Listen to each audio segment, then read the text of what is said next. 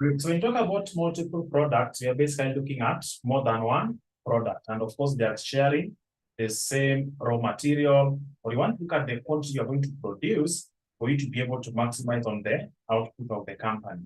Now, and of course, even operate at break-even point. The first thing we are going to do is to access that question. Let me just put it from here. December 2024, question number 5. December 2024, question number 5A. So the question reads, question number 5B.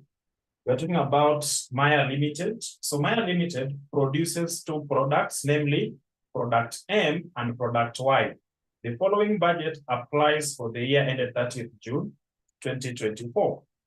So we are given selling price per unit, variable cost per unit, we are given contribution per unit. Then we are also given fixed cost, unit sold. Then required, we have break-even point at current sales mix. We have break-even point at a proposed sales mix of 1:1. The current margin of safety, the sales units required to earn a profit of 299 million at current sales mix ratio. So of course we can do this in thousands or just have all the figures there. Now it's going to address the few things that we talked about. Number one, let me just bring back the formula of dealing with multiple products. So our formula was for us to get break-even point in units when dealing with multiple products is equal to total fixed cost plus target profit, if we'll have any, right, divide by summation of weighted average contribution margin. We say that summation of weighted average contribution margin is equal to sum of alpha, right? We all know what alpha is, but sales mix ratio multiplied by contribution margin, And we say contribution margin is equal to selling price per unit minus variable cost per unit. So we are talking about how many products. We are dealing with two products here. So the first product, we are having product M. So we can actually start with the sales mix ratio. Now that we have been given contribution margin, we have been given contribution margin for each product. So the only thing we need to take care of is the sales mix ratio. So the sales mix ratio, we have M and we have Y. Can we look at the expected sales, right? Expected sales. So for product M, we have expected sales to be 70 million bags. We have 70 million bags. Then product Y, we have 30 million bags. We have 30 million. We have 30 million bags. That is the expected sales. Can we get the total? Can we get the total sales? Total expected sales? Total expected sales will be how many units? Total expected sales will be equivalent to how many units? It is basically 70 million plus 30 million. What are we getting? 70 million plus 30 million. 70 million plus 30 million. We are getting 100. We are getting 100 million. So product M has got 70 million. Of the 100 million. Product Y has got 30 million. Of the 100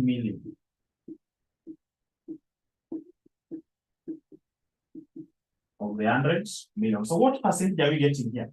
You can put it as a percentage or in decimal places. What are we getting for product M?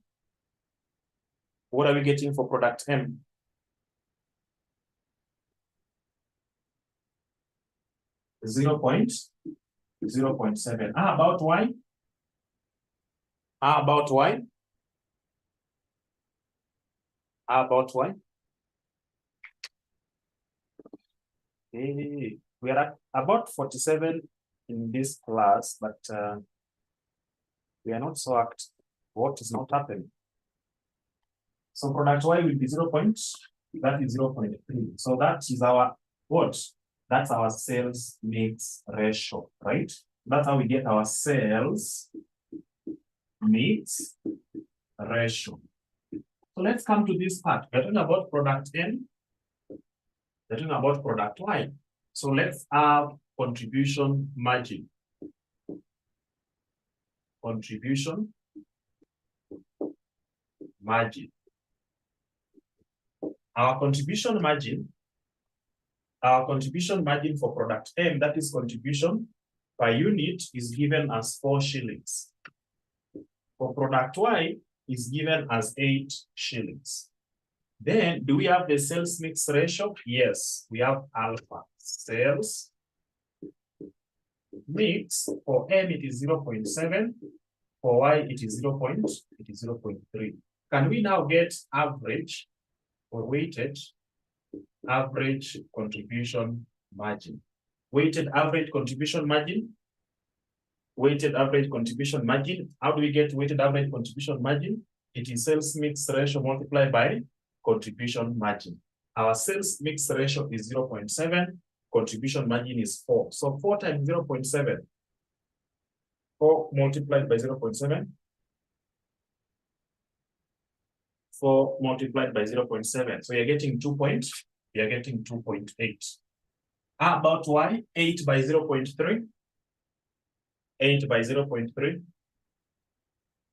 We are getting 2 points. We are getting 2.4. Good. So once we have that, can we now go ahead and get the summation? The summation of weighted average contribution margin is equal to 2.8. Then we add 2.4. That will give us 5 points. That will give us 5.2. So can we now get our break-even point in units? That is equal to total fixed cost. Do we have total fixed cost? Do we have total fixed cost? If yes, how much is the total fixed cost? How much is the total fixed cost for the company? Total fixed cost for the company. Total fixed cost for the company. Somebody to help us there.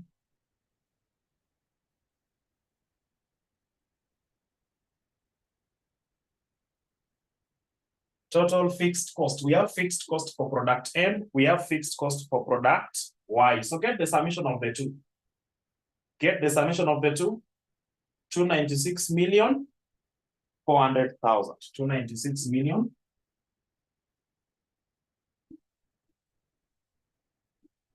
296 million 400,000. So our break-even point is 296 million 400,000 divided by 5.2.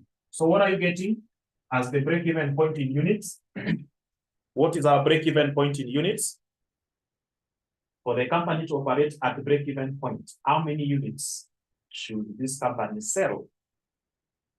57,000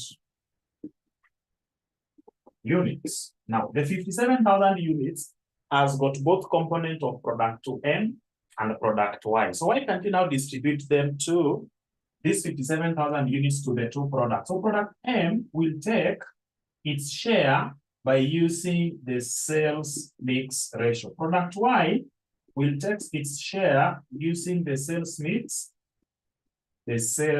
mix ratio. So 70% of 57,000. 70% of 57,000 itakuwa ngapi? Oh, we are getting 57 million.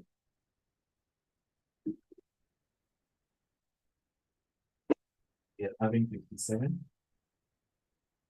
million.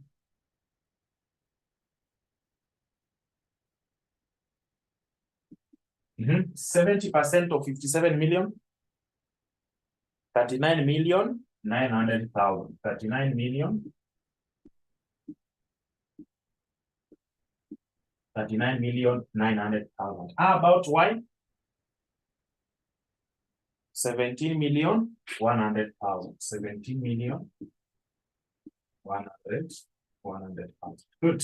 Now, up to that particular point, are we able to verify that when we sell 39,900,000 units of M and 17,100,000 units of Y, we'll be able to operate at break-even point? That is to say, we'll not have a loss, we'll not have a profit.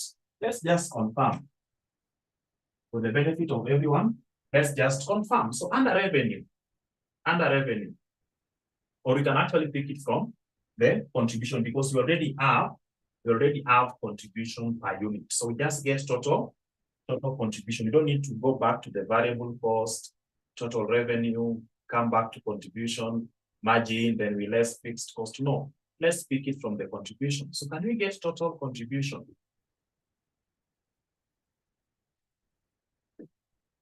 Total contribution at break-even point, where we need to sell 39,900 units of M, 17,100 units of Y. So the contribution per unit of M is 4.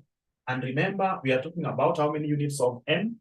We're talking about 39,900,000 plus contribution per unit of Y. Contribution margin per unit of Y is 8 multiplied by 17,100,000 units of Y. So when we add this, we'll be able to get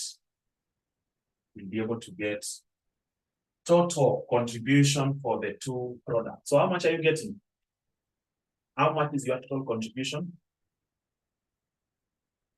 How much is your total contribution? 4 by 39,900 plus 8 by 17,100. What are you getting? You're supposed to put that in your calculator, then it gives you the answer directly. What are you getting?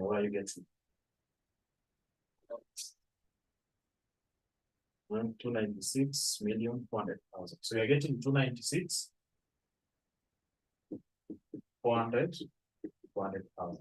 Then from that, we just need to less fixed costs. Our fixed cost is constant, it is not changing. 296,400,000. 296,400,000. Now we need to talk about net profit or loss. So our net profit or loss is equivalent to, zero. So it confirms to you that when you produce 39,900 units of M and 17,100 units of Y, you'll be operating at a break-even point. What is the total units at break-even point? 57 million distributed using the sales mix, ratio. Good. So we have been able to verify that. That this unit will actually give us a net profit of 0 and a loss of 0. Now, if you are told to give us margin of safety, how do we get margin of safety? So margin of safety, we said, is equal to expected sales minus break-even point. Expected sales minus break-even point. So the expected sales, we are having 70 million, 30 million. That is 100. That is 100 million. So expected sales is 100 million. Expected sales is 100 million minus break-even point, which is 57. Which is 57 million. So that will leave us that total of how much? For how many units? We are doing it in terms of units. We have decided to do it in terms of units. That will give us 43 million units. Now, the 43 million units, it means you are allowed to reduce your expected sales from 100 million all the way to 57 million. You are reducing it by 43 million before you start talking about any loss. Should you reduce your expected sales to get a figure below 57, you'll be talking about a loss. Should you reduce your expected sales from 100 million and you reduce it by a figure more than 43 million, then what will be happening? You will be talking about a loss. So this is our margin of safety. Once you have this margin of safety, you can actually now distribute it to the two products. So let's start with the product M. What is the margin of safety of product M? It is 70% or 0.7. 0.7 we multiply by 0.7 we multiply by 43 million. So what are we getting? 0.7 by 43 million. Then for product Y, we are talking about 0.3 by 43 million. So let's start with M. 0.7 by 43 million. 0.7 by 43 million. 30 million, 100,000. 30 million. 30 million, 100,000. How about Y? How about Y? How about Y? How about Y? 30% of 43 million. 12 million, 900,000. 12 million, 900,000. Is it true? Is it true that when we also do it directly this way, we already have expected sales for product M and also expected sales for product Y? So it means margin of safety here for M, I just need to check expected sales of M, which is 70 million. Then I less break-even point of product M, which is 39,900,000. Then for product Y, I will also take expected sales of 30 million. Then I less break-even point of Y, which is 17,100,000. Can you confirm to me that 70 million minus 39,900, 70 million minus 39,900 is equal to 30,100,000? Please confirm. In other words, what is the answer? 70 million minus 39,900,000. 70 million minus 39,900. What are you getting? We are getting 30 million. We are getting 30 million 100,000. That 30 million 100,000 you can see is the same as our margin of safety when we also apply when we also use the sales mix ratio to be able to get that. Then how about for Y? When you take 30 million minus 17 million 100,000, what are you getting?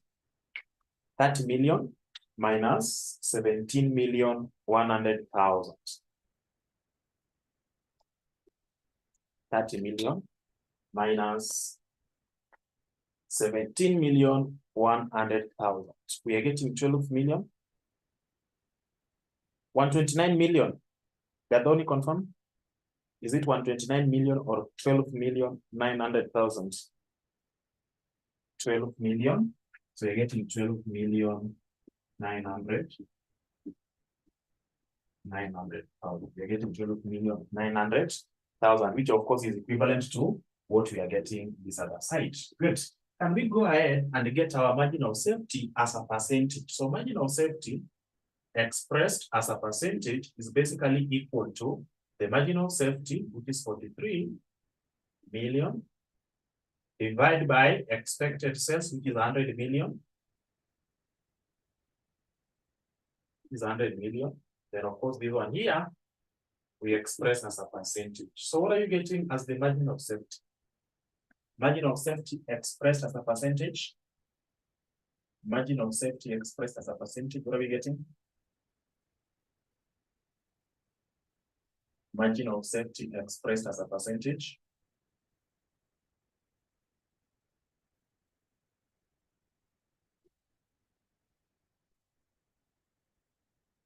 We are getting 43. We are getting 43. We are getting 43%. We are getting 43. We are getting 43%. We are getting 43%. Great. Now, the next thing you're supposed to do, what if you are told that this expected sales is giving us a sales mix ratio of 0.7 is to 0.3. That is what our current expected sales is giving us as the sales mix ratio.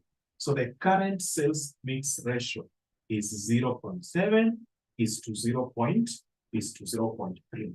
What if someone decides and interferes? What if someone decides and interferes with the current sales mix ratio? What if someone decides and interferes with the current sales mix ratio? So the sales mix ratio, that is product M and Y is now changed to be in the sales mix ratio of 1:1. What are we doing for us to be able to get total?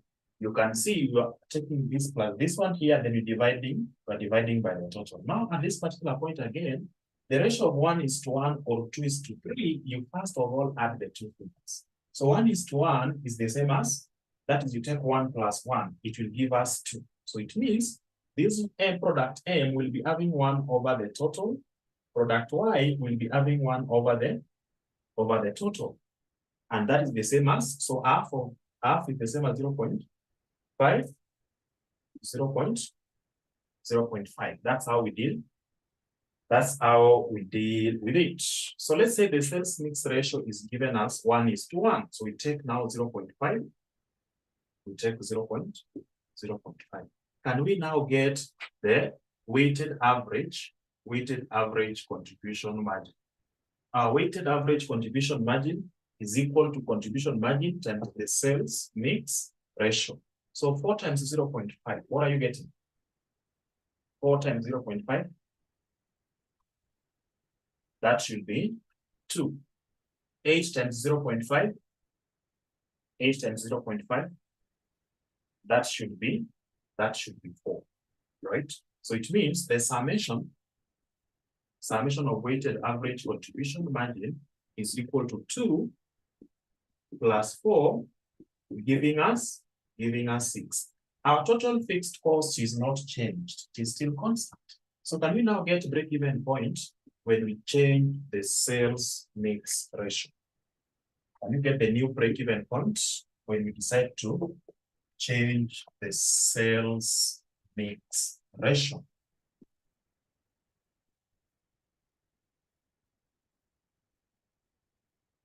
Break-even point. So a break-even point is that part 2. Okay, I don't want you to focus on required. I want to focus on the concept, because I've also confirmed whether our break-even point will give us a net profit of 0. It is not part of what is required there, right? I've also confirmed that what is the actual units that each product will be having, right? We have been able to use the sales mix ratio to get the break-even point of each product, right? Yeah. So number 1, you are getting our break-even point in units. Number 2, we are getting the margin of safety. Number 2, we are getting the margin of safety in units, right? And of course, we have been able to see we can get the margin of safety for all the products, then distribute that using the sales mix ratio. Alternatively, once you have the break-even point for each product, you take expected sales for individual product minus its break-even point so that you get margin of safety. To get, again, the margin of safety expressed as a percentage, we have been able to take the margin of safety in terms of units, divide by the total expected sales, multiply by 100, which has given us the figure in percentage. So we are now coming to this part. What are we interfering with? We are interfering with the sales mix ratio. What will the change in the sales mix ratio do to our break-even point? That's where we are. So initially, we were having 0.7 is to 0.3 or 7 is to 3. Now we have 0.5 is to 0.5, which is the same as 1 is to, which is the same as 1 is to 1. Now, if you work it out, we are getting summation of weighted average contribution margin to be 6. Our break-even point is, our total fixed cost is 296,400,000. And our formula for the break-even point is total fixed cost, which is 296,400,000. We divide by summation of weighted average contribution. So what are you getting as the break-even point in units? What is our new break-even point? Our new break-even point is 49,400,000. 49,400,000 units. Can we get the share of each product? So product M. Product M, remember we are going to distribute this based on the sales mix ratio. So product M has got 0.5 of the 49,400,000. Product Y has got the same 0.5 of the 49,400,000. So what are we getting? What are we getting? 24,700,000. 24,700,000. 24,700,000. That's what we have in units. Are you able to give me break-even point in shillings? Can we get break-even point? Break-even point in shillings for each product. Break-even point in shillings. So let's start with product M. Break-even point in shillings for each product. Because if you look at our table there, if you look at the table given up there, product M has got a different selling price from the product Y. Product M and product Y have got different selling prices. That is why we cannot directly take the 49,400,000 multiplied by the selling price per unit to give us the break-even point in shillings. We can also not apply the contribution margin ratio to be able to get the same thing. It will not work. So what do we need to do? Once we have the break-even point in units for individual product, we multiply by its own selling price. So go to the table that we are given and look at the selling price per unit of product M.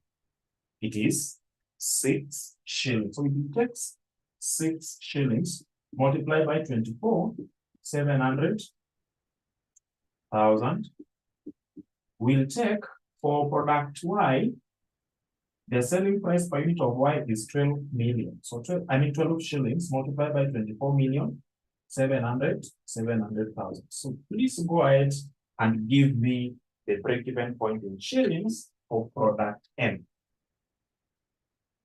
Product M, 148,200,000. 148,200,000. Of course, this one here will not be the same because it has got a different selling price. How about product Y? How about product Y? The break-even point in shillings for product Y. The break-even point in shillings for product Y. 296,400,000. 296,400,000. So go ahead and get the summation of the two. Remember, you'll be told to give us the break-even point of this entire company. So what is the break-even point in shillings for the entire company? Break-even point in shillings for the entire company. Get the summation of the two. 148,200,000 plus 296,400,000. What are you getting? What are you getting?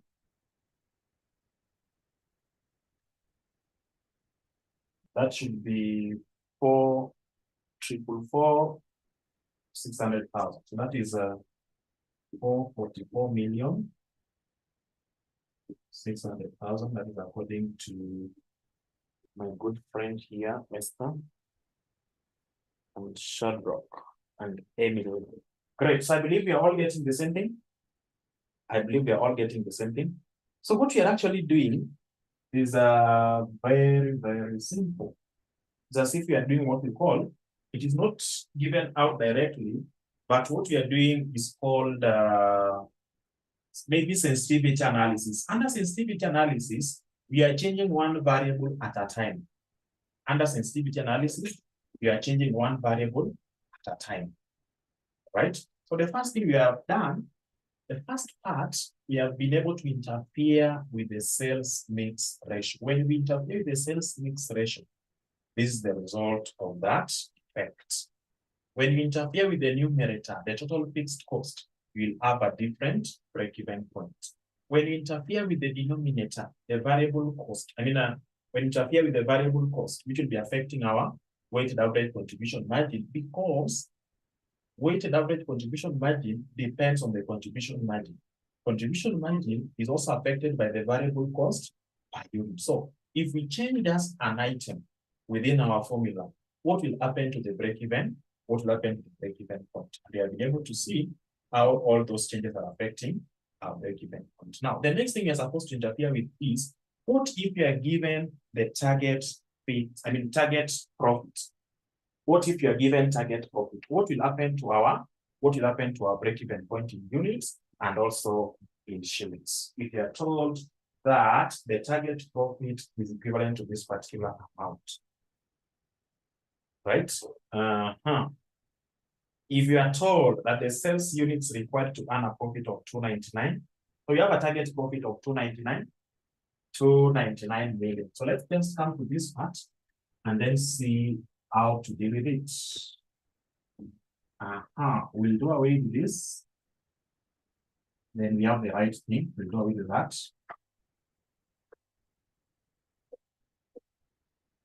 What are they telling us? Are we dealing with the current figures or the proposed items under Roman 2?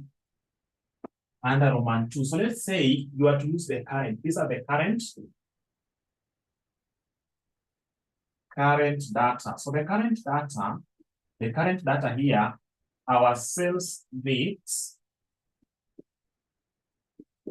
ratio is 0.7 is to 0.3. 0.7 is to 0.3. Then we need to get our weighted average contribution margin.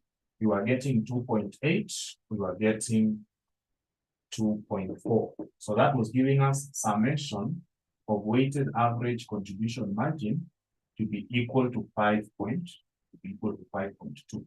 Now, our total fixed cost, we have proposed activity. We can talk about proposed activity. So the proposed activity, they are not interfering with the total fixed cost. So total fixed cost is still constant, and we have 296, 400,000. The only thing that is being introduced here is what we call target.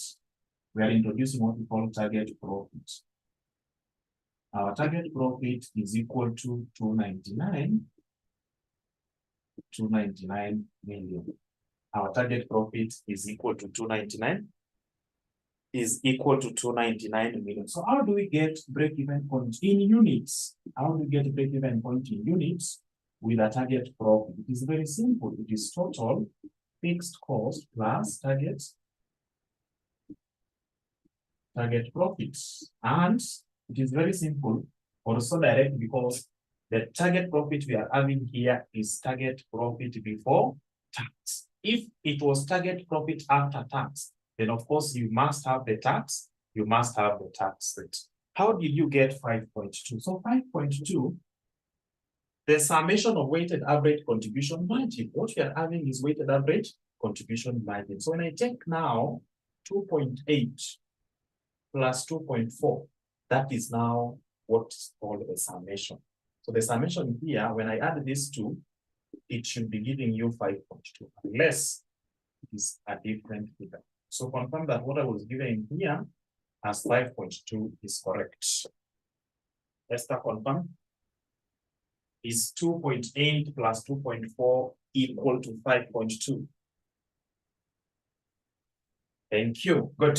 So when you come to the break-even point in units with the target profit before tax, we divide that by the summation of weighted average contribution margin. So when I come to this part, our total fixed cost is 296. Our total fixed cost is 296, 400,000 plus 299 million divide by summation of weighted average contribution margin, which is 5.2.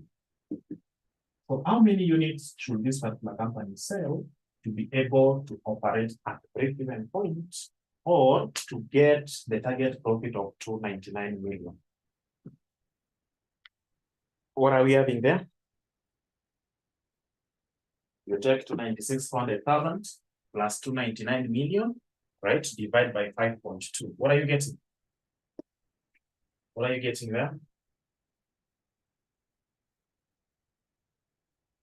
What are you getting there?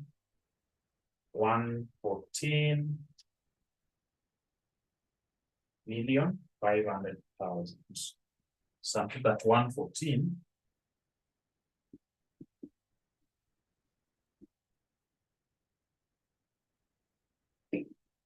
that is what we are getting, right?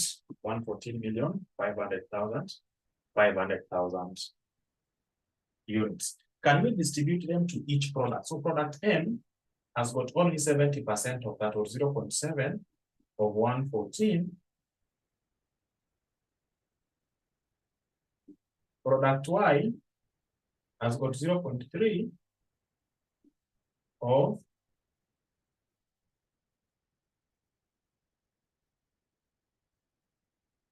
product M has got 70% of 114,500,000. 114,500,000. 114,500,000. So that is 80,150,000. 80,150,000 units. How about product Y? How about product Y? 34,350,000.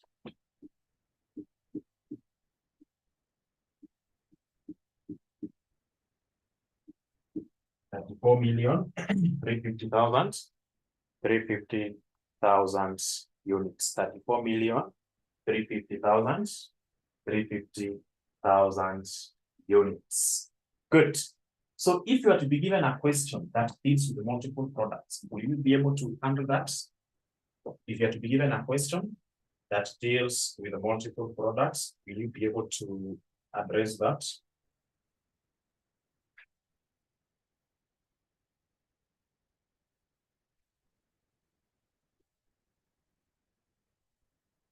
Good. So identify any question that I can be able to do before we move to limiting factor. Any question?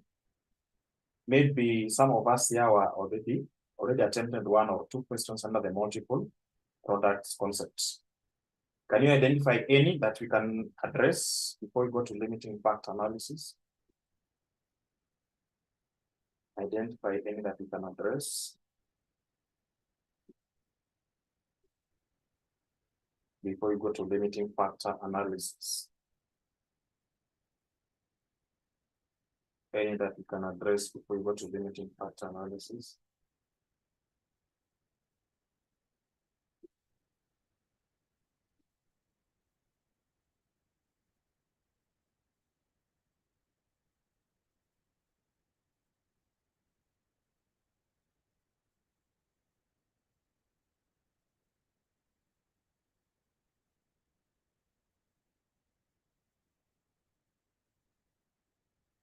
So I hope that one is addressing, that one is dealing with the single product and limiting factor. That one is dealing with the limiting factor analysis and single product. It's dealing with the limiting factor analysis and single products.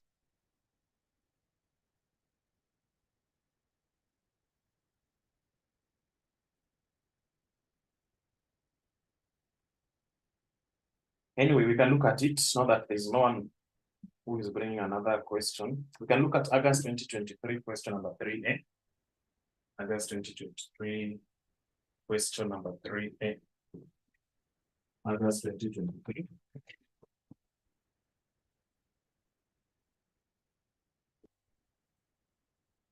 So as we prepare for our August exams, of course, we all know that in April sitting, April 2025, the limiting factor concept was tested. So as we prepare for August, we are expecting sensitivity analysis, right? We are expecting sensitivity analysis under this topic.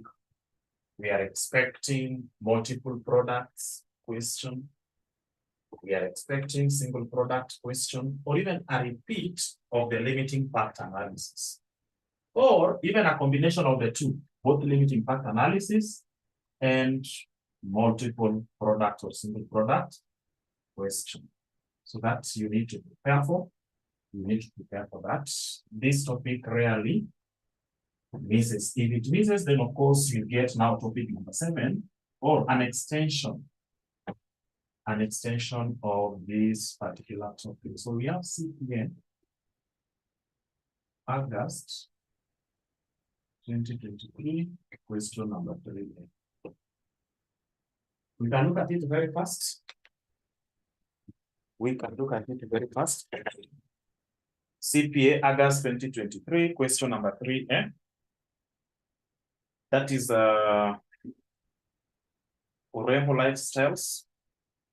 So Urembo Lifestyles offers 3 different types of body grooming and fitness services. They are salon, gym, and barbershop, using the same staff. Various estimates for the next year have been made as follows. Number 1, we are having a service fee, which of course, when we are dealing with physical product or goods, we'll be talking about selling price per unit. When you're dealing with the intangible items, that is now the services, we talk about service fee. Then we have variable material costs. We have variable labor costs. We have fixed overhead costs. Anything variable, whether it is variable non-production or variable production, under topic number 8, the break-even point analysis classifies them together as variable costs. And of course, the fixed costs are also classified together as fixed cost, irrespective of whether it is production or non-production expense. Then we have the labor hours per client. That is now the labor hours required to serve one client. Do we have expected number of clients to be served? Possibly that will be given somewhere there. Additional information. Number 1, the total fixed cost for the next year is expected to be 400,000. The total fixed cost is expected to be 400,000. Then number 2, the budgeted maximum. I want us to read that for the second time. The budgeted maximum demand of clients for the next year of the service is estimated as follows. Number 1, salon, we have 3,000. Gym, 1,000. Barbershop, we have 1,500. If you go up there, we're also given budgeted expenses at full capacity, right? Maximum demand at full capacity. So when you take 3,000, look at the fixed cost given there. When you take 2,000, multiply by, when you take 3,000, I want us to take this. I want to take 3,000 clients to be served at the salon, multiply by 90, plus 1,000 clients to be served at the gym, you multiply by 120, plus 1,500 clients to be served at the barbershop, you multiply by 40. What are you getting? And to give me this total amount, that's added together. What are you getting? When you take 3,000 by 90 plus 1,000 by 120 plus 1,500 by 40, what are you getting?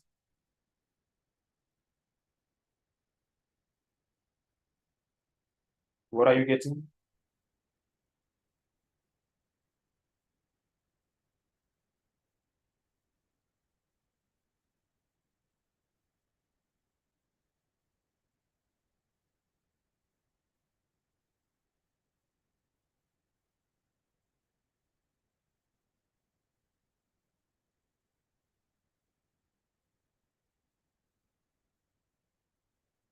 What are you getting? What are you getting?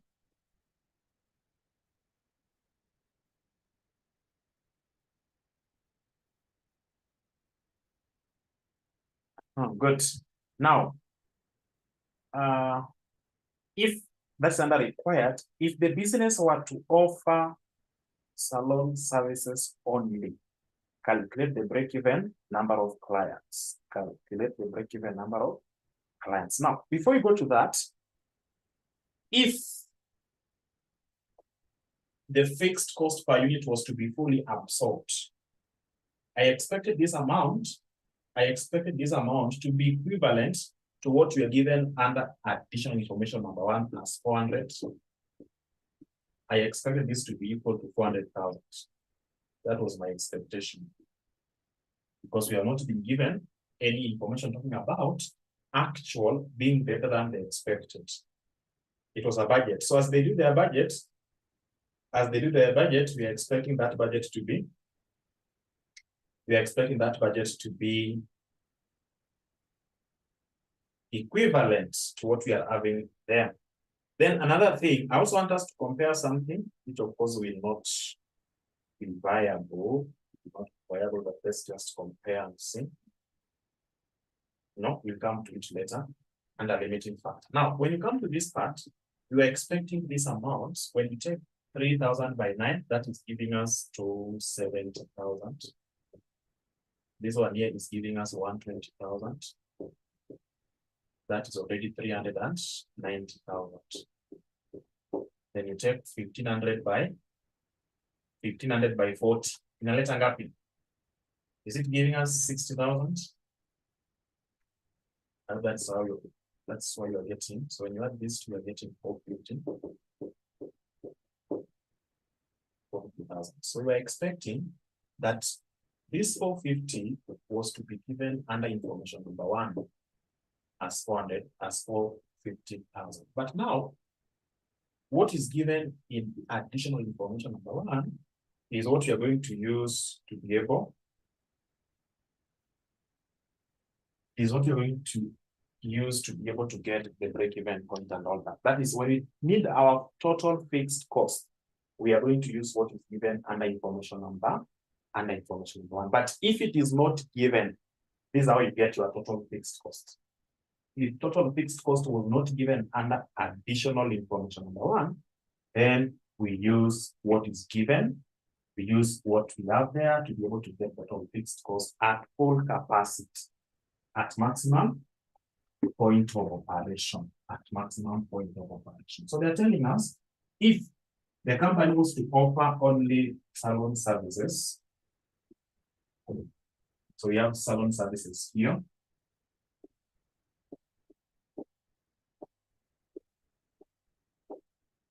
We are given service fee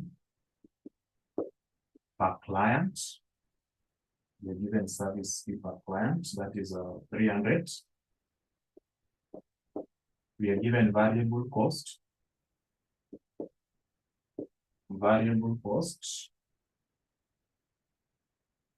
And this variable cost, actually, it is not combined. We have material. So material cost, which is variable, labor cost, which is variable. So we have 140 and 60. We have 140 and remember you are supposed to deduct the ones here. When you deduct, what are you getting? Contribution margin. What is your contribution margin? Contribution margin 100. We are getting 100. Good. So do we have total fixed cost? Wacha tuone. Total fixed cost itakuwa ngapi? Total fixed cost itakuwa ngapi?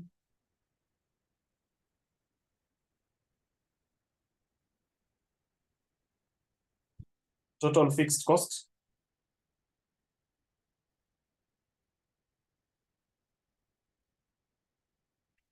$400,000, right? We don't take for just one product. Remember, for example, I want us to pick it from this point. RCM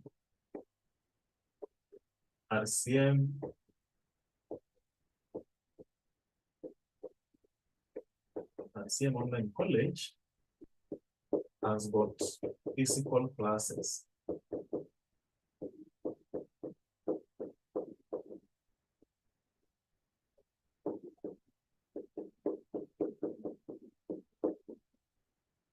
RCM has got physical classes at Stanbank House, first floor. So those classrooms, they are paying what we call this rentals. And that was an agreement. So let's say they were supposed to pay, let's talk about 540,000 per year.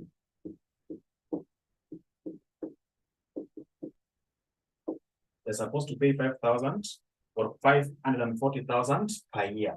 Then in January, April 2025, maybe the college admitted 500 students.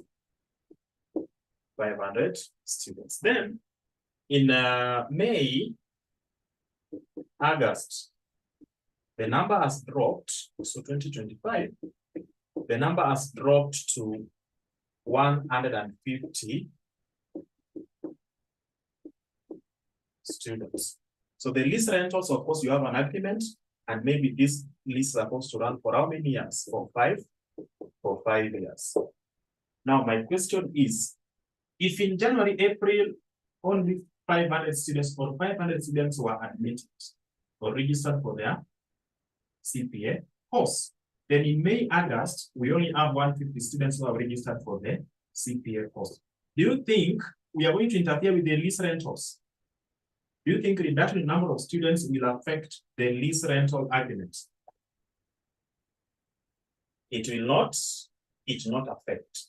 So maybe the salon services here requires a space, and that building was fully taken, or that space was actually paid for under the lease agreement.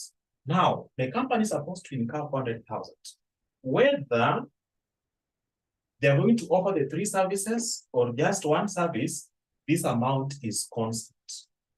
So the more services you bring, the more amount you're going to get, because this fixed cost will be distributed to all the services you are having there. But should you drop other services and remain with one, this one service have to bear the entire fixed cost. So if you're told to give us a break-even point when only one service is offered, we will not take this and divide by the 3 products. No.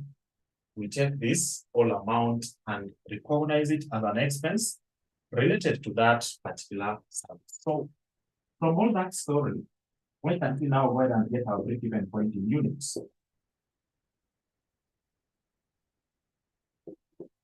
So that is total fixed cost, 400,000. We divide by contribution margin, which is 100. So how many clients should this particular company serve for them to be able to operate at break-even point? How many clients should they serve?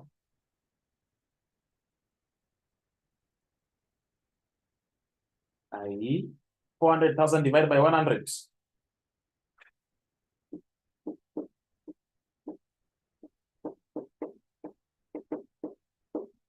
Good. How about if you are to get it in shillings?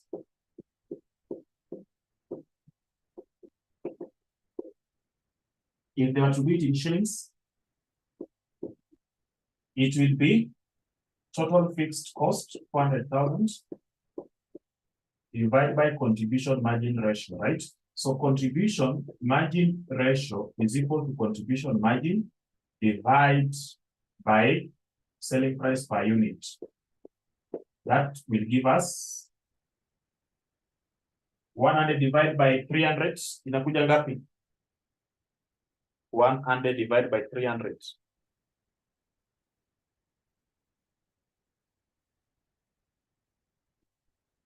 One 100 divided by 300. So you're getting 0.333.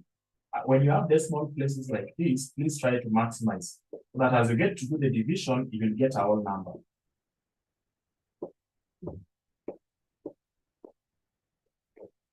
So what's our break-even point in shillings?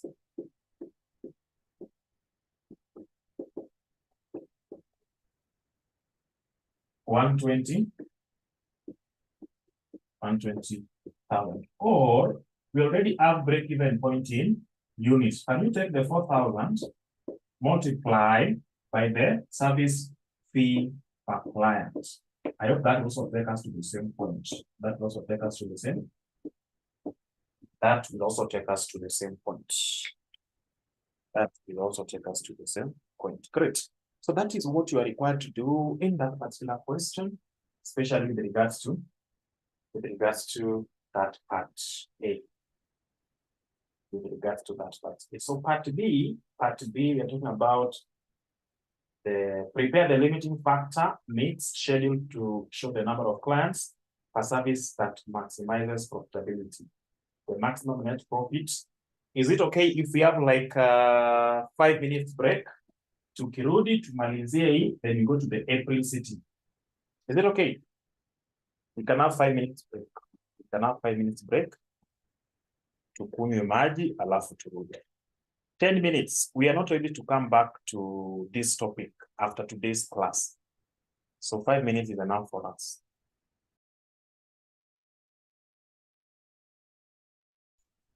Good. So I'm being told that something is wrong here.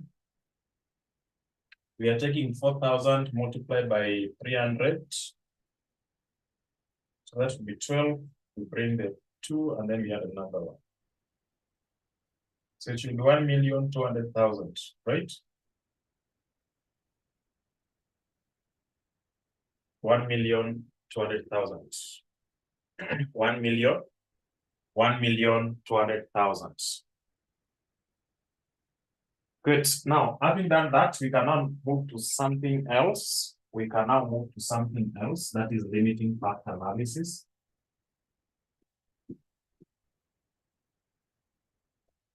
Limiting factor analysis. Under the same question.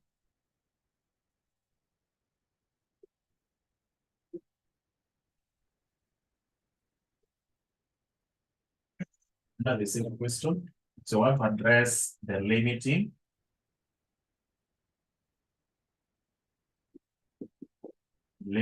factor analysis. So limiting factor analysis, we have limited resources. We have limited raw material. We have limited labor hours. Now, how can we be able to use these limited labor hours to maximize on the profitability of the company? What you have to do production is less than what is actually demanded by the market. Now, I want us to follow the procedure of what is given there. We are told that under number 2, prepare the limiting factor mix schedule to show the number of clients per service that maximizes profitability. So when you're going to do limiting factor analysis, you need to record it in this particular pattern. We have the 3 services now. We're talking about salon. We're talking about gym. We're talking about gym. Then we'll be having a barber shop.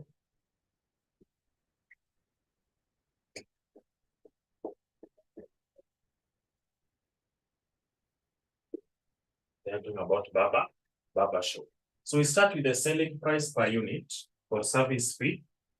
So we just with the service fee. Then we come to, we less all the variable components. Remember we said topic number 8 is an application of topic number 7. And in topic number 7, we were focusing, application of marginal costing. And marginal costing is about bringing variable costs together and also taking fixed cost to be together. So we have 300, we have 390, we have 200. Then we go to variable material cost. So we have variable material cost. That is 140. That is 180. That is 100. And remember, these are expenses from the service fee. We deduct them. And then we have variable labor cost. So we have variable labor cost. The variable labor cost, we have 60. We have 100. We have 50. What if we add variable production overheads? You also record it here. All the variable costs, variable selling and distribution, you also record it here. Then you now get what we call contribution. Contribution per unit or per service. Contribution per unit or per client. So it is service fee or selling price per unit minus the variable costs. Minus the variable cost. So let's get our contribution per unit. Let's get our contribution per unit very fast. Our contribution per unit. Contribution per unit, I'm told this one is 100. How about gym? 390 minus 280. 390 minus 280.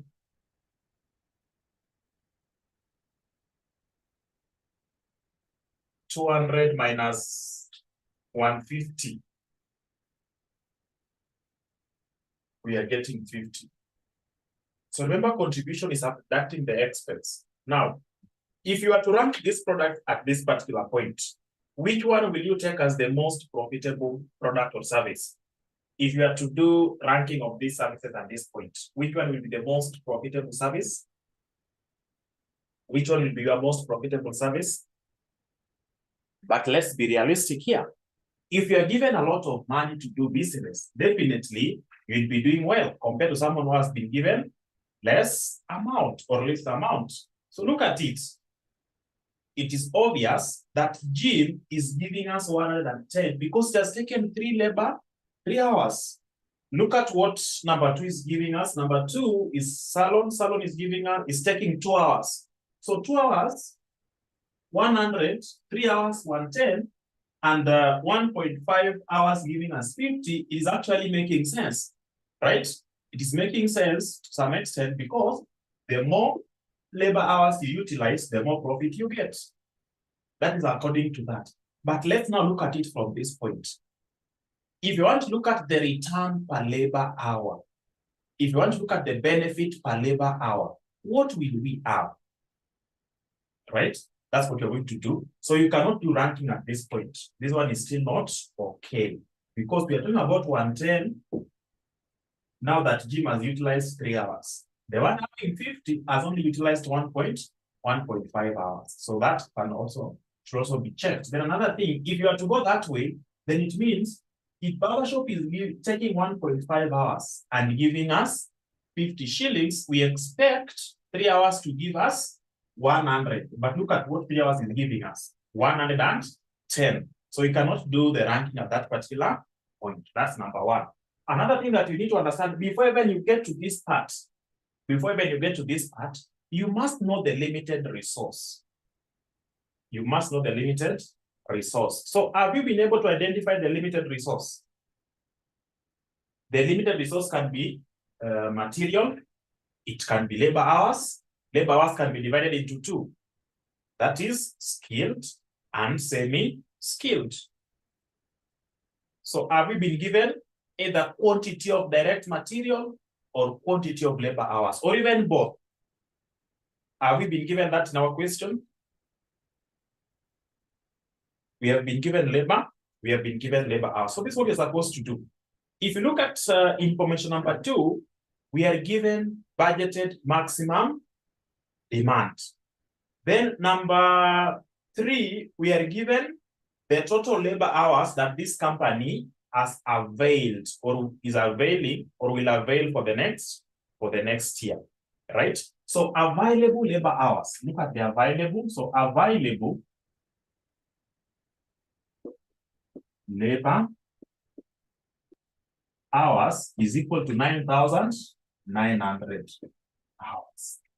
What we are doing here at this particular point is determining the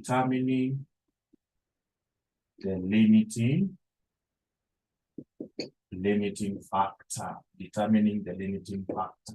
Good. So we have a total of 9,900 labor hours. Under salon, how many clients are they supposed to serve for the entire year? In the salon, how many clients are supposed to be served? Somebody. How many clients are supposed to be served in the salon for the entire year? Additional information number 2. 3,000 clients. 3,000 clients. And how many hours do we need to serve one person in the salon? How many hours? How many hours do we need to serve one client in the salon? 2 hours, right? 2 hours. So that will give us a total of 6,000 hours. Let's go to the gym. The gym maximum clients is 1,000. And the labor hours required to serve one client in the gym is 3 hours. That will give us 3,000. Then in the barber shop here,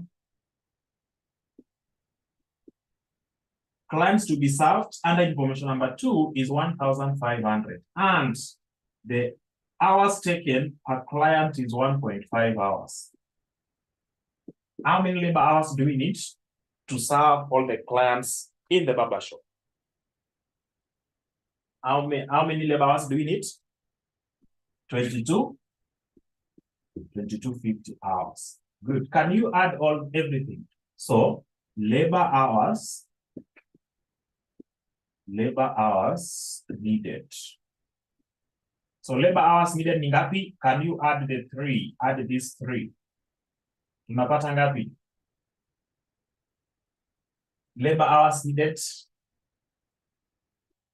11,250 hours. The company has availed. The company is only able to pay for a total labor hours of 9,900. What is needed to fulfill this demand of 3,000 clients in the salon, 1,000 clients in the gym, and 1,500 clients in the barber shop is equal to 11,250. Will they be able to fulfill this demand? Will the company be able to fulfill the demand? It is not possible. Why? Because the company can only afford to pay for 9,900 labor hours.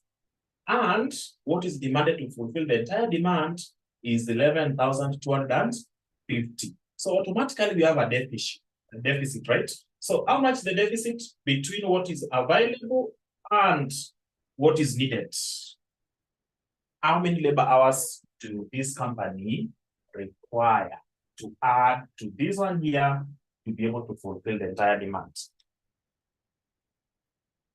So the company needs 1,350 hours to be able to fulfill that shortage. That is what we normally call shortfall. So if you are told to determine the shortfall, that's the route you're supposed to take.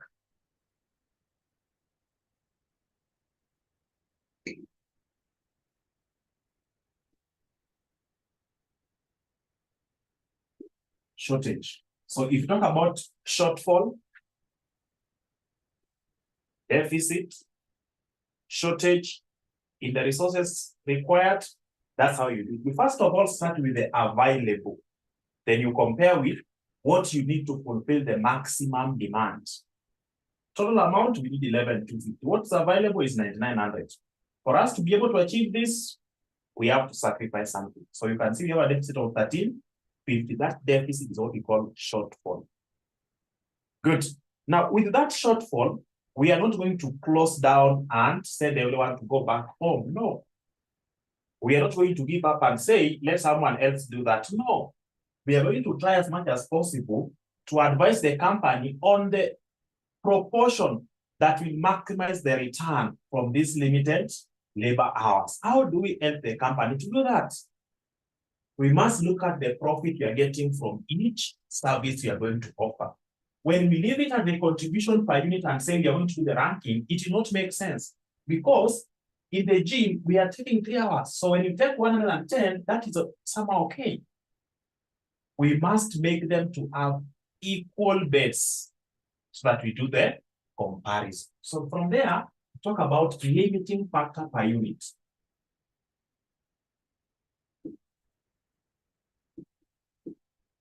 Per unit.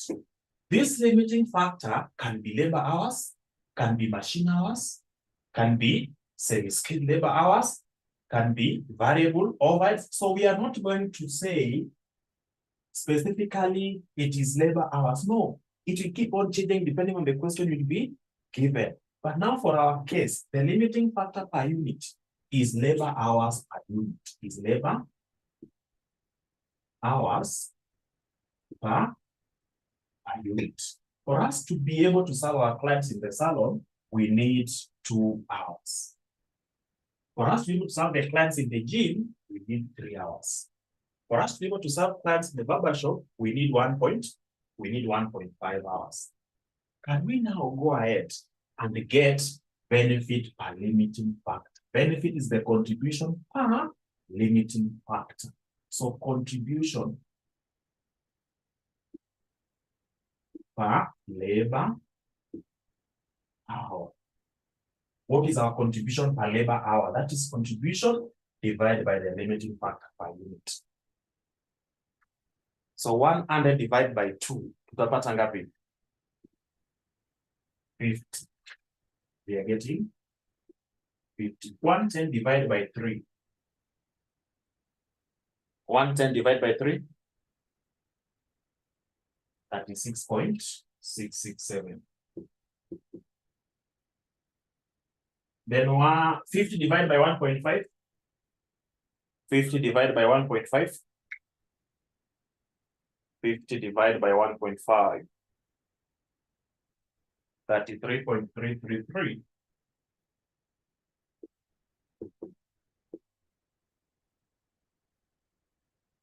Good.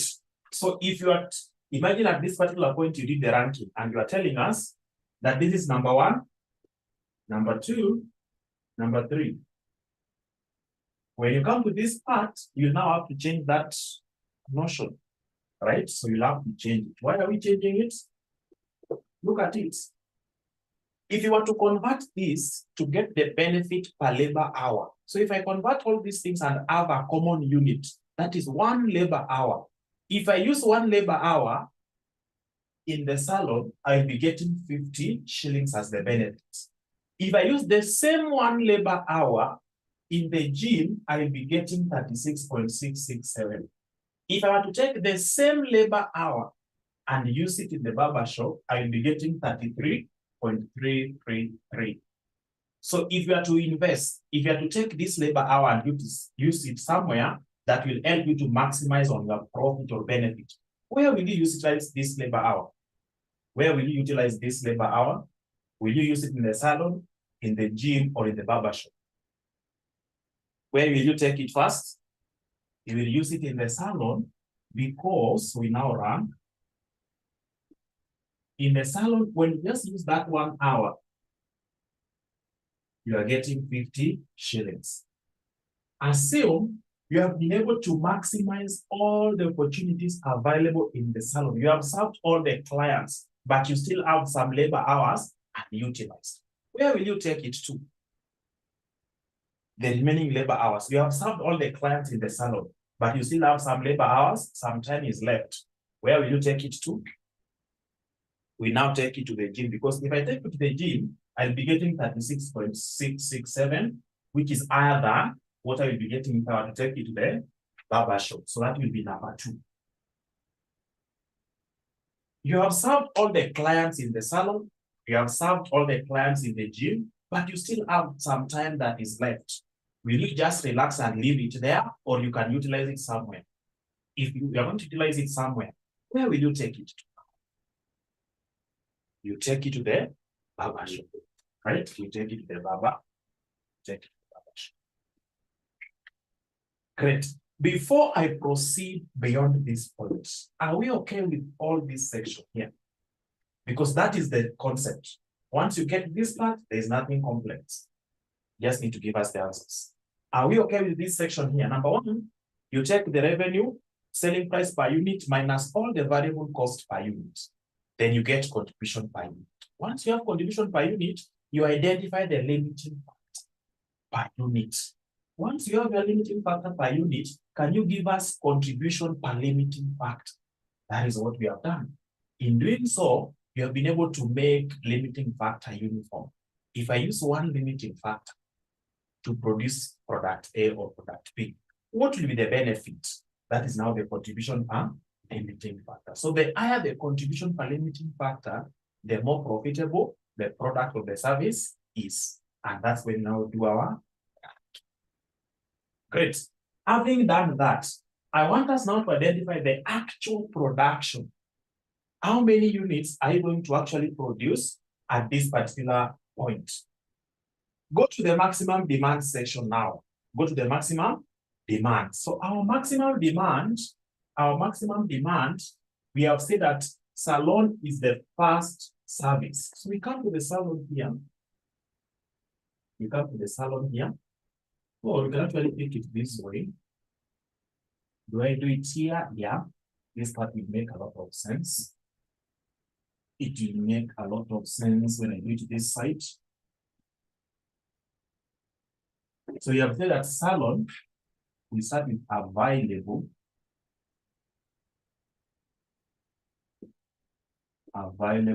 labor hours is 9,900. Now that salon is the most profitable, we start with the salon. How many clients were to be served in the salon? 3,000 clients. Then you multiply by the labor hours required per client in the salon is equal to 2 hours. So that will give us a total of how many hours? That will give us a total of 6,000 hours. So can we get the balance? The balance here is 9,900 minus 6,000. That will give us how many hours? That will leave us with 3,900 hours. We go to number 2. Our number 2 was gym. Our number 2 was gym. So gym, in the gym, how many clients were to be served? 1,000. So before I even write what is required here, is it that if I serve 1,000 clients, if I serve all the clients and each, I am supposed to take how many hours? I'm supposed to take 3 hours. This is giving me 3,000, right? So is this 3,000 greater than or less than this? If it is less than this, then it means I'll be able to utilize or serve all the clients. If it is more than this, then I'll not be able to serve all the clients. So I can see it is only 3,000 and I still have 1,900 labor hours. So all the clients that were to be served in the gym will be actually served. So that will give us 3,000. Then we now get the balance. So balance will be 3,900 minus 3,000. It leaves us with 900. hours. Then we now go to the barber shop. We now go to the barber shop. In the barber shop, we are supposed to serve 1,500 clients. And each client requires 1.5 hours, giving us 2250 hours. The total number of hours required is more than the remaining labor hours. So we cannot serve all the 1,500. We cannot serve all the 1,500 clients. So what are we going to do? Now, when you get to that point, we don't do it directly. We say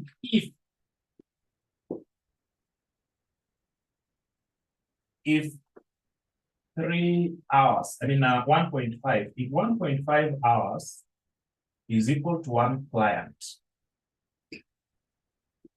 if 1.5 hours is equal to 1 client, how many clients will we serve if we only have a balance of 900? If we only have a balance of 900 hours. So it will be 900 hours times 1 client divided by 1.5 hours. How many clients will be served? How many clients will be served? 600. 600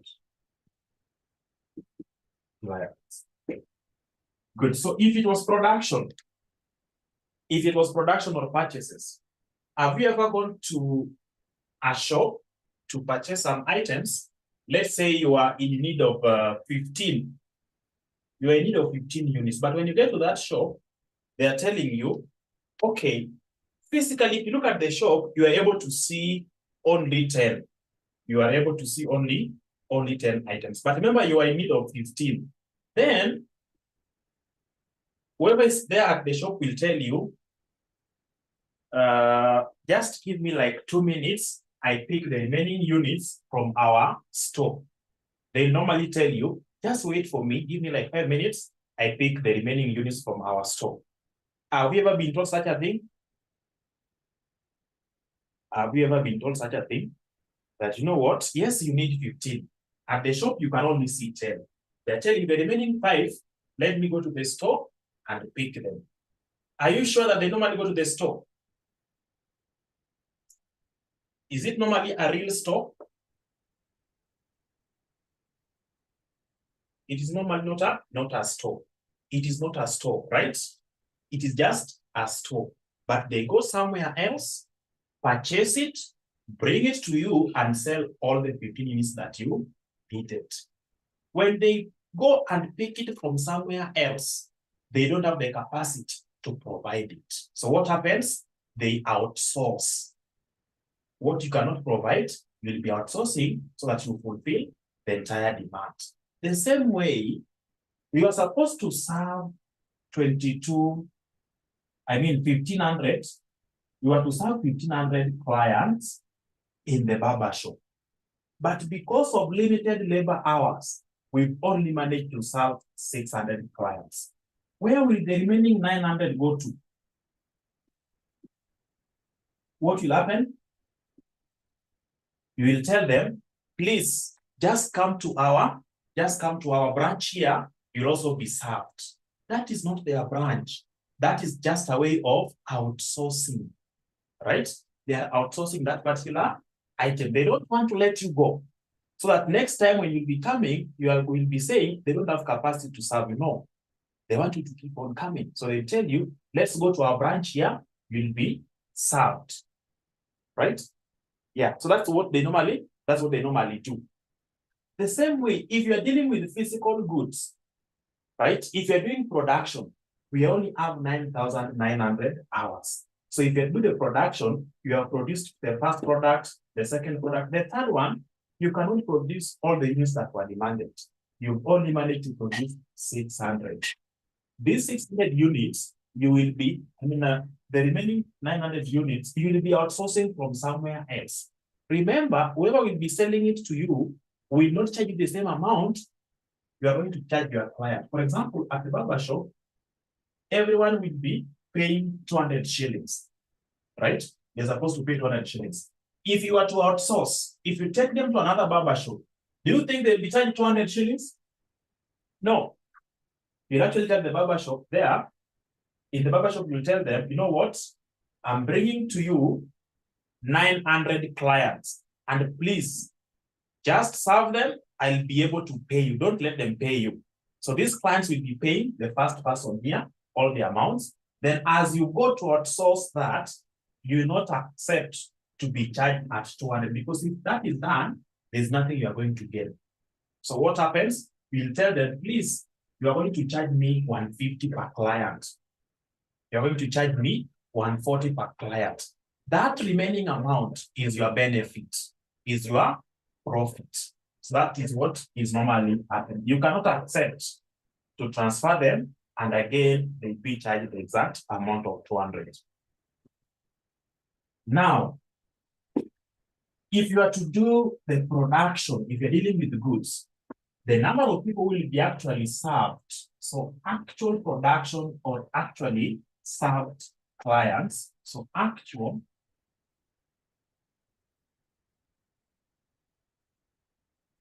clients served.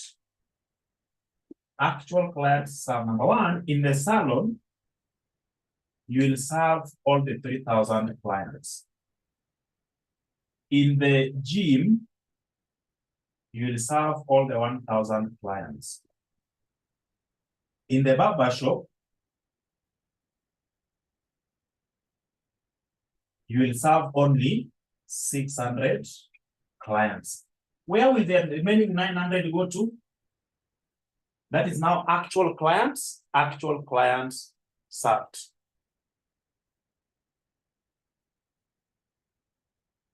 Actual clients served. So the remaining people, the remaining 900 clients will automatically be taken to what we call, so outsourced.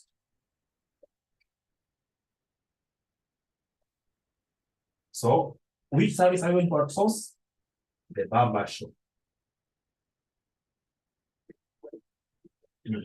You have to outsource. If you're going to outsource, at what price? Number one, I will be outsourcing for 900 clients to make it the 15 which was demanded at shillings.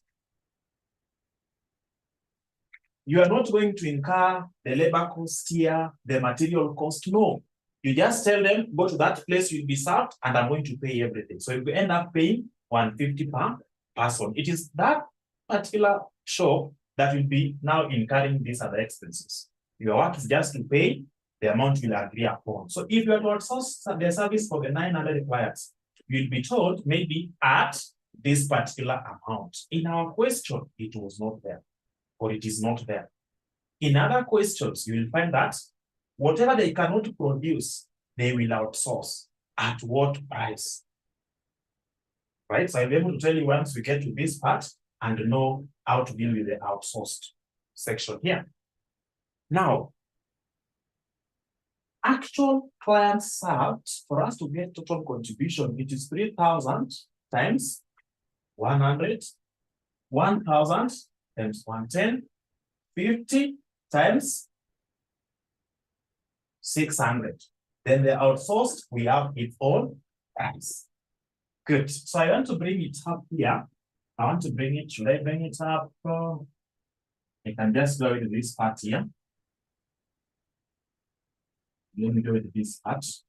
So you have been told to give us what we call net profit.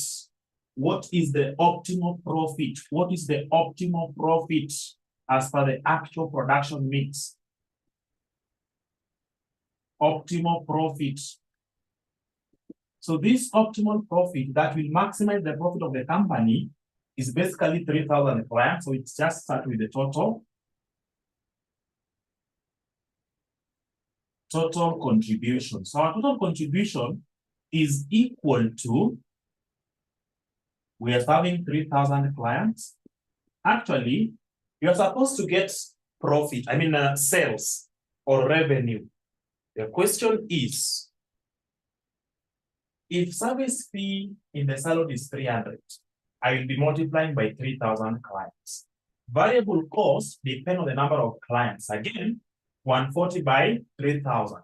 Then I will also take 60 by 3,000. So it is total revenue minus total variable cost. Why should I go back to all those procedures, yet the contribution per unit has factored in the variable components? If I were to take 3,000, this is what I'm talking about. Just, don't write. If you want to get total contribution, we'll be taking 3,000 times 300, right? Minus 3,000 times 140 minus 3,000 times 60. That's what we'll be doing. Why should I keep on redoing all these? Yet I know all of them are dependent on the units of output. So what do I need to do? Take 300 minus 140 minus 60 and get 100. Then just take 100, multiply by the 3,000. You'll end up having the same contribution. So instead of going back to revenue, I don't do this. I just come and pick this one here because it will give me the same thing. That is why when you are doing what we call limiting factor analysis, arrange your work in this particular order. Have the selling price or service fee per unit, variable cost per unit, contribution per unit. So that when you are told to give us optimal profit, you don't have to go back and calculate the variable expenses.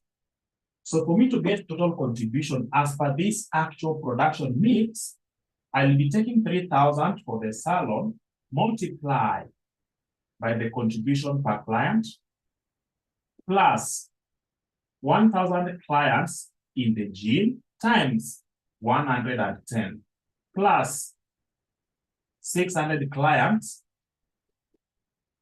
in the barber shop, we multiply by 50. So when you do that, you will get total contribution. What is your total contribution? What is your total contribution? Total contribution.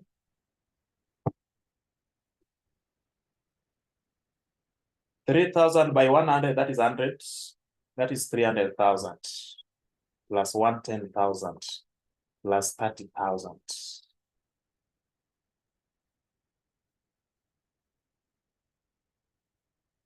What are we getting? 440. So we are getting 440. 440,000. Then we now less the fixed expenses. So we can have fixed production overheads. We can have fixed non-production cost. We deduct that. So less fixed cost. What was the total fixed cost? What was the total fixed cost that we are given? Total fixed cost ni ngapi? Total fixed cost.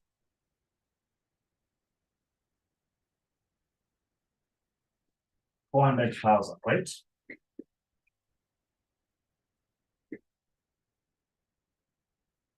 Good. Can we get optimal profit? So optimal profit here, we just get our net profit. Net profit itakuwa ngapi? Net profit itakuwa ngapi? Somebody to assist us there. Somebody to assist us there. Net profit itakuwa ngapi? Net profit itakuwa ngapi?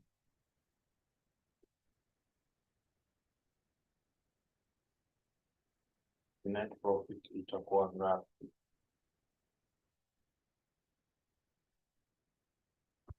$40,000, right?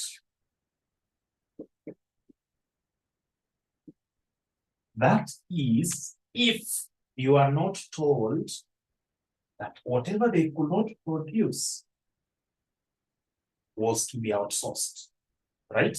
You can see there's nothing like whatever they could not produce was to be outsourced. That has not been mentioned anywhere.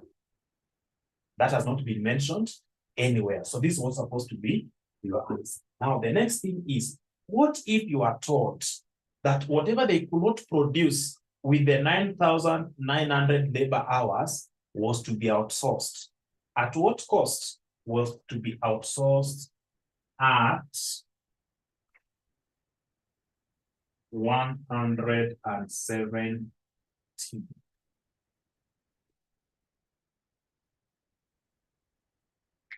What they could not produce was to be outsourced, or those whom they could not serve at the barber shop were to be transferred to another barber shop, where this company will be paying 170 for each person served there. What will be our resulting net profit? So if that's the case, we only need to do a very simple thing.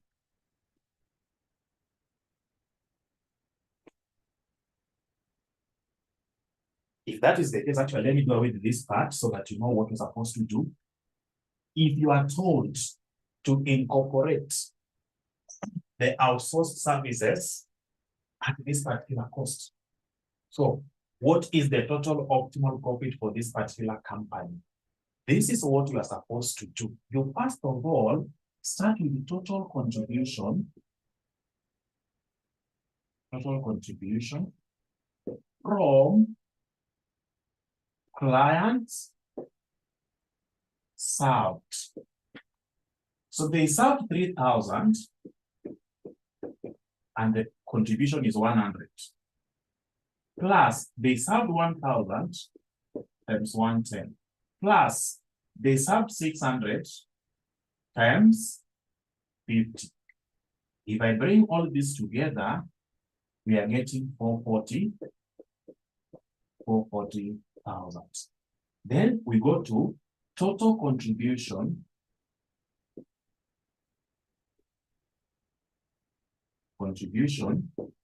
from outsourced services. Total contribution from outsourced services. How many clients were transferred to another barber shop? How many clients were transferred to another barber shop? How many clients were transferred to another barber shop? It is the 900 clients, right? So it is the 900 clients. We multiply by the contribution. How do we get contribution? Just type it down there. The formula of getting contribution. We have been talking about it in this topic number 7. How do we get contribution? How do we get contribution? How do we get contribution? Contribution. It is selling price per unit minus variable cost. What is the selling price per unit or the service fee per client in the barber shop? What is our selling price or service fee per client? Service fee itakuwa ngapi? I want you to also consider what we have been able to put here. 200 minus 150. Mtu anatuambia 200 minus 150. So the question is, did they serve these 900 clients? Were they served internally? Simon, help us there. Were they served internally? So why are we talking about variable material cost and variable labor cost?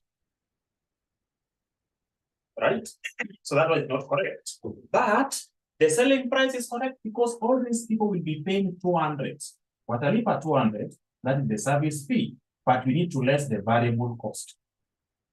What is the variable cost per client here? You will not incur direct labor. You will not incur direct material, but you will pay the person who will be offering this service, the outsourced person. If you are dealing with goods, we'll talk about purchases, not production now. We'll be talking about purchases. So the outsourced service, you yourself, you paid 170 per client. That is variable cost because it depends on the number of people you'll be transferring to the other barber shop. You have to pay 170 per person, but these people paid you 200. Each of them paid you 200. So the revenue you received is 200 shillings. But the amount you are paying out for them to be served by the other person is 170. So that is the variable cost for you when you now transfer them to the other person. So 200 minus 170 will give us 30. Can you take 900 by 30?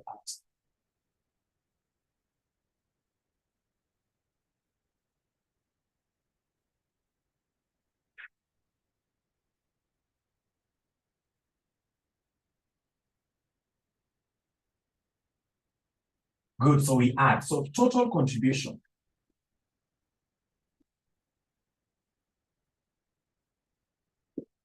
Now, it is very simple. Somebody is asking, how are you getting 170? Do you have such a question? Do you have such a question? How are you getting 170? Thank you. Can someone respond? Where is this 170 coming from? Thank you, Yvonne. I said the first answer we got here was as per the question, the way it was given. And then I told you, what if in your exams you are told that whatever they could not produce was outsourced? At what price? In our question, there was nothing like that. But I've said, let's assume they were outsourced at 170. So this 170 utapewa for exams if they intend to ask you anything about the outsourced services or product. So in this question, I assumed 170 to explain the concept. So what is our total contribution? That is contribution from the services they offered internally and the contribution from the services that were outsourced. Itakuwa ngapi? 467. Then we now less fixed cost of 400,000. Less fixed cost of 100,000. So what is the net profit? Net profit itakuwa ngapi? 67,000. Great. That is what you're supposed to do in this particular question. We are done with topic number 8.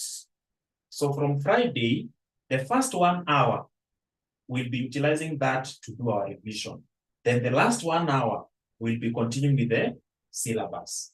Under the first 1 hour, it is not a must that we must come to topic number 8. We must follow the order. No. Go to the topics that we've already covered. Is there anything that you're not getting? And mention a specific question. We do it here together. The only thing you should not do is, should not bring a question that's already covered in this.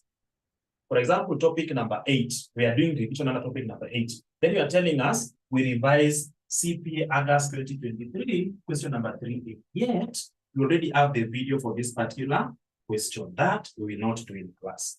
But if it is a similar concept, a different sitting that we have not done in this semester, then of course we'll gladly look at it together. I will not bring the questions we will be doing. It is you to do the revision, check what you've not understood, bring it here, then we do it together. The only question I will be bringing in is what we are covering under topic number 9 and topic number 10. But what we have done, you now attempt a question. If you are defeated, you bring it here, we do it together. What if you are not told to assume? If you are not told to assume, that is what I did in the first place, which was giving us a profit of, it was giving us another profit here. It was giving us a profit of 40,000. So the first one is what you are given in the question, but the second one we have assumed. Is that okay? Good. So all the notes, if you go to the group description, I changed. I'll be changing a link for all the notes, topic number 1 to topic number 10. If you go to LMS, there's somewhere there indicated notes and course outline. When you click on that link, you will get all the notes from topic number 1 to topic number 10, including the theory questions and answers. So let's meet on Friday, which will be our first lesson under revision.